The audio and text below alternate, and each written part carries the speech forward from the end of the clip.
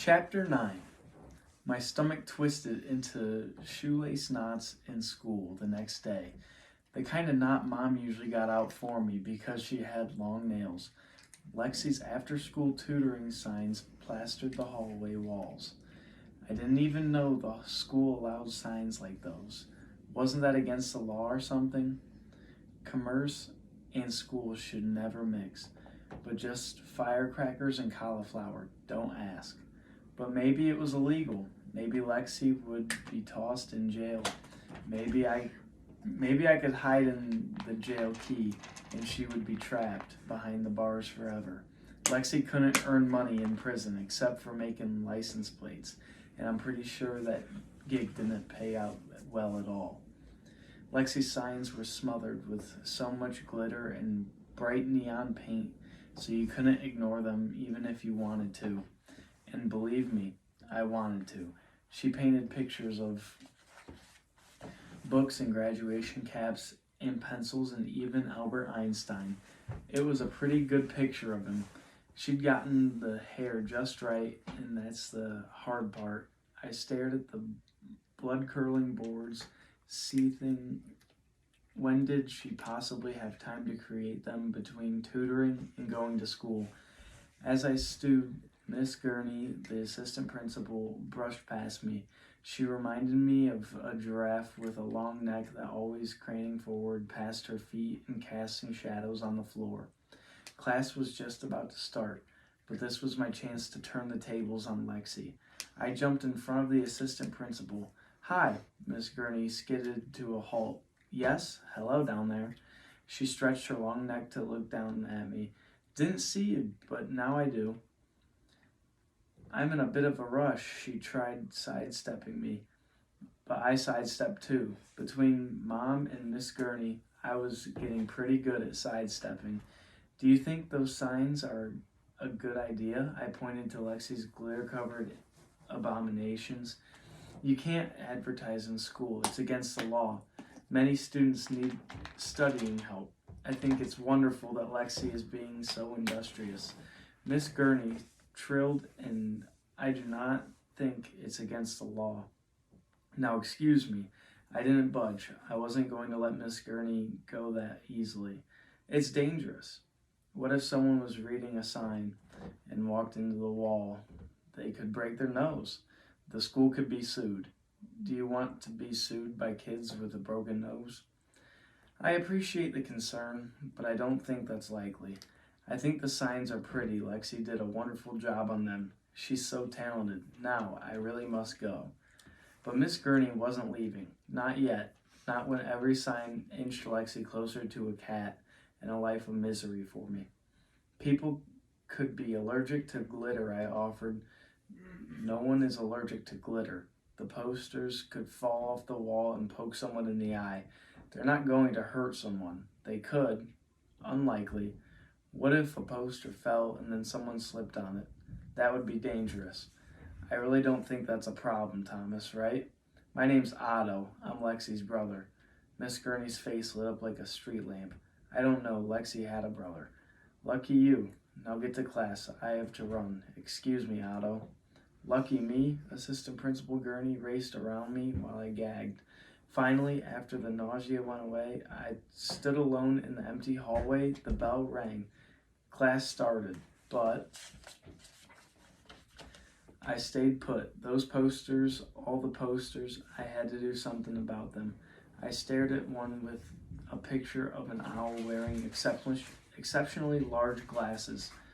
Who wants to be smart? You do, Lexi's after-school tutoring. But what it really said was, who knows Otto will never get a dog? You do. So there. I grabbed the glistening board with its shining orange glitter, ripped it off the wall, and tore it in half. That would show her. I stood in the hallway holding the two posters halves, staring at them. I pictured Mom's eyes glaring at me, and she shook her head and said, "What have you done?" I began to sweat. The hall was completely noiseless except for my rapidly beating heart. I shouldn't have felt bad. This was war. Lexi had it coming to her for all of her teasing and know-it-allness. So why did I feel horrible then? Why did I stand in that empty hallway gripping that torn sign, my face turning red and my stomach tied, even more complicated shoelace knots than before, knots that no one could get out ever, even with extra long fingernails. I put the poster back onto the wall, carefully pressing down its still sticky tape, but you couldn't miss a big rip in it. I couldn't fix that. I dragged myself into class, my shoulders sagging. My teacher barked at me to take my seat and the next time get to class on time, and he gave me a warning. 2 warnings and you get a detention. I barely heard him through the loud yelping moan of guilt swirling inside my head. I had to ignore it. I couldn't get soft, not now. They say all is fair in love and war, and this battle had nothing to do with love. After school, I peeled my bike out of my neighborhood past the apartment complex by the park, over the bridge to Grand River Avenue with its lineup of small stores. I hoped to find a Hope Wanted sign. Maybe someone needed a magician or wanted someone to run a kissing booth. Okay, definitely not a kissing booth. I walked my bike up and down the sidewalk and then down and up. I saw a sign asking for a busboy on a restaurant door, but the owner said I had to be 21 years or older. I spoke in a really deep voice and told him I was 22 years old, but he told me to go away. It's hard to pretend you're 22 when you're walking a bike and you're about 8 years away from shaving. But before I left, I pointed out the sign was for a busboy, not a bus man, and it was false advertising and that he could go to jail, but I'd look the other way if he gave me the job.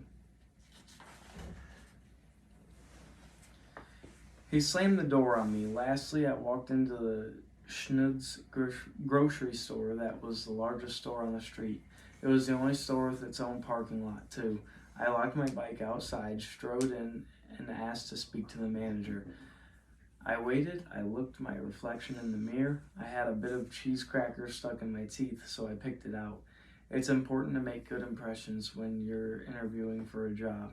That's why I wore my jeans without grass stains on the knees and a clean t-shirt. You can never overdress for a job interview. I hadn't been in this store for about a year, ever since what Mom called the canned goods catastrophe. Schnud's had the giant pyramid displays of canned goods at the end of some of the aisles. I always wondered what had happened if I pulled out a can from the very bottom row. The answer, nothing good happens. If you have the urge to pull a bottom can from the giant store pyramid, don't. You have been warned. After that, Mom said I wasn't going to the grocery shopping with her for the rest of my natural-born life. Which raised the question, is there such a thing as an unnatural-born life, like you're a vampire?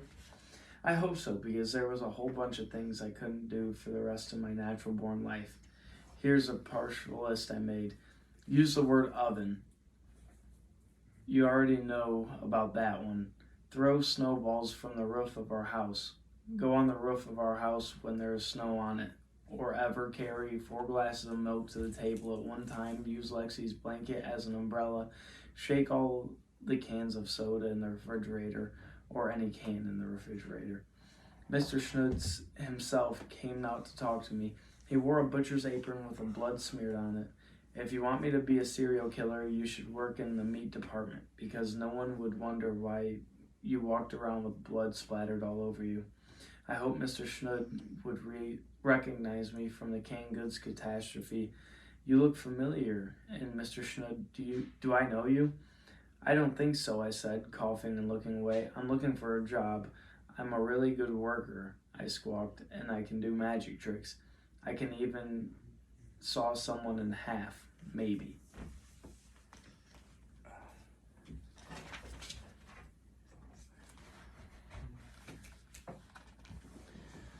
Why would I need someone to do magic tricks? He asked. I can do other things too, I quickly added. We don't need any help, sorry. Please, I begged. When you can't persuade someone to do something, you should always try begging. I'll do anything. I think my guardian angel watched over me at that moment. It was about time too, because if I had a guardian angel, I think he spent most days sleeping and watching cartoons. As soon as I told Mr. Schnud I would do anything, a lady shuffled by us holding a grocery bag. She was old, wrinkly, and blue hair, old, and her back creaked. In a foot race, a snail would beat her by a few laps. She hobbled to the door. It must have taken her time a minute to go about 10 feet. On second thought, you can buy a bag boy, said Mr. Schnud. You carry bags to the car for people who need help. Really? I asked, excited. I'd be great at that. I carry things all the time. It was true too. I carried books to school and my coat to the mudroom when I remembered, and glasses of milk to the table, as long as there were less than 4. I was practically born for this job. How much does it pay? In business, you need to be skilled in the art of negotiation. You don't just accept the first offer. Let's say Mr. Schnood offered to pay me $5 an hour. I tell him I wouldn't do it less than $40 an hour. He'd offer $10 an hour, I'd go down to 30 an hour, and so on. I can't pay you, he said, but you can work for tips. I'll take it, I bloomed. Do you think anyone will tip me at $500? I doubt it. So it wasn't my dream job, but at least it was a way to make money. In a nanosecond, I was by the side of that old blue-haired lady, shuffling slowly across the floor. Can I give you a hand with that, ma'am? I asked. Old ladies love it when kids call them ma'am. It shows proper upbringing. Yes, thank you, she replied. And just like that, I had my first gig at the grocery store. Parking lots have handicap spaces so people who don't have legs can park close to the front door. They should have old person spots too. Old lady blue hair had parked in the very last spot in the very last row. Her bag was heavy too. She'd bought a gallon of milk and half a watermelon. By the time I got to her car, my arms throbbed and I panicked. She sat in front seat and popped open the trunk, and I put the bag inside. Then I hurried over to her, cleared my throat, and held out my hand. Yes, young man? She asked through the open window. I don't get paid, I muttered. I felt greedy holding out my hand waiting for the money, but you can't be too shy about that sort of thing. After all, she had demand and I supplied it. Supply and demand. Now I demanded I get paid. The lady nodded and turned away to start her car. I cleared my throat. Yes, she asked again. I accept tips. Oh, silly me. She reached into a small change purse next to her. She gave me a nickel. Luckily, other people weren't as cheap. You might think there would be a standard bag boy tipping amount. Nope. One man gave me $5, but most people gave me a $1 bill or loose change. Some people asked me how much they should tip, and I always said, whatever you can afford. But $500 would be great. They usually frowned and gave me a couple of quarters. Money adds up fast, though. I must have helped 40 people to their cars in the 2.5 hours I worked. It was tiring, but when I was done, my pocket practically exploded with cash. This was the job for me. I'll be back at the same time tomorrow, I said to Mr. Schnood. He squinted and scrunched his eyebrows. You still look very familiar. I just have the sort of face, I blurted, hurrying off. The next day started off even better. I got pretty good at figuring out who needed help. Old people need assistance, as did moms with kids, people with crutches, and that sort of thing. And generally, the more miserable people looked, the more they needed me, and the more they paid. One guy with an arm in a sling and an eye patch gave me $7, but a young guy in a tracksuit handed me 11 cents. I kept hoping someone would get wheeled in wearing a complete body cast. I'd be rich. But people in full body casts don't grocery shop, I guess. Still, at this rate, I'd have enough money in a couple weeks. I felt good. I felt doggoning rich. I'm sure Lexi wasn't making this sort of money, even with all her tutoring work. Plus, she had to help do everyone's homework. You couldn't pay me enough to do extra homework. As I carried Miss Prince's bag across the parking lot, I practically heard my new dog's joyful bark and smelled his thick cotton soft fur. Here, dog not named Flutternutter, I said in my head, throwing an imaginary stick and having my imaginary dog fetch it. Good boy, good boy.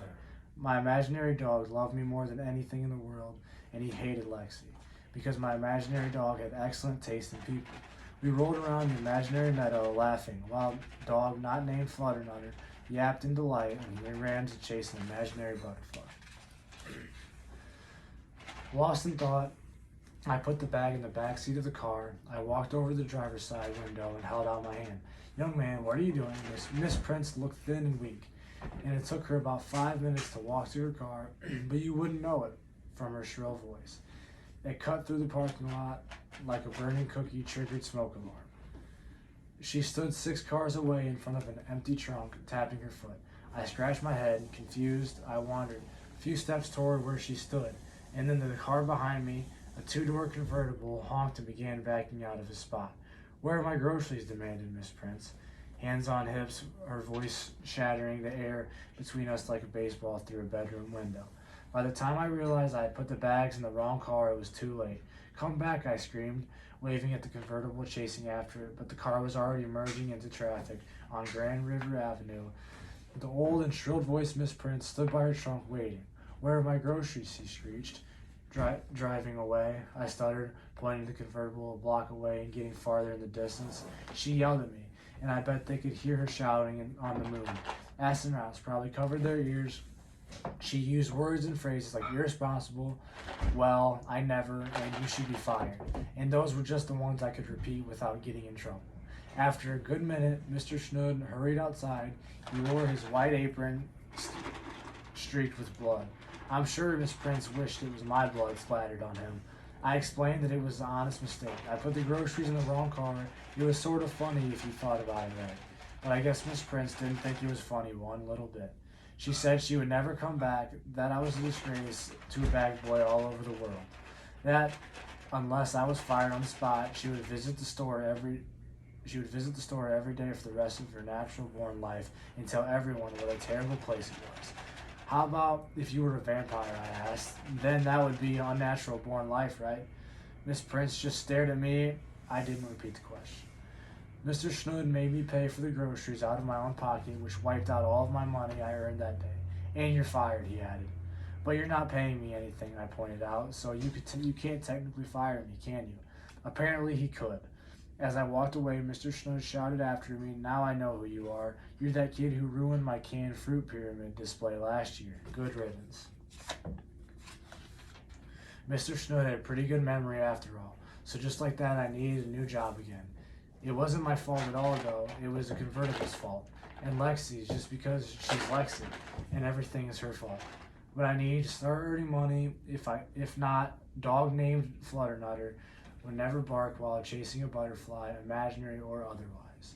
I thought about a cat named Flutternutter meowing in a meadow, chasing a butterfly of her own. I shuddered at the honor.